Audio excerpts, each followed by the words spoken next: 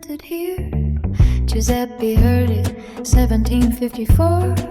Two violins and something else behind the door. He called it the third sound, but didn't know the source. The flaw in the receiver was the music all along, of course. He called it distortion, they called it an artifact.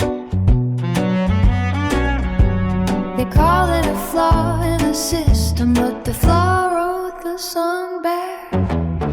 I'm the signal, you're the ear, and the thing between us is a music.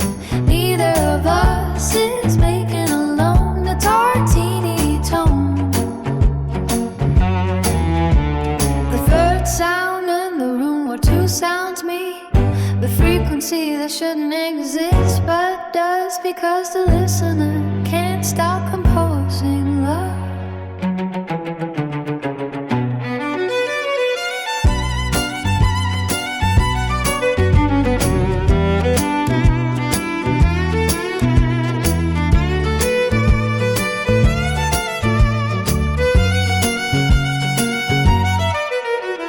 A newborn hours old, still learning how to breathe. They put a microphone against the ear to see if the cochlea is singing back to you nothing all alone. The first sound you ever made was the sound of listening home. Cells hum without a signal. The ear sings to an empty room. The receiver writes a melody from the residue of you. I didn't mean to hear a song, I was just the instrument of listening.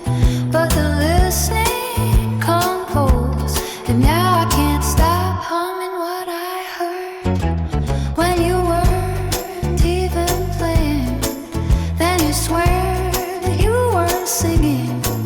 But my ear kept making music from the silence in between. I'm the signal, you're the ear, and the thing between us is the music. Neither of us is making alone the Tartini tone.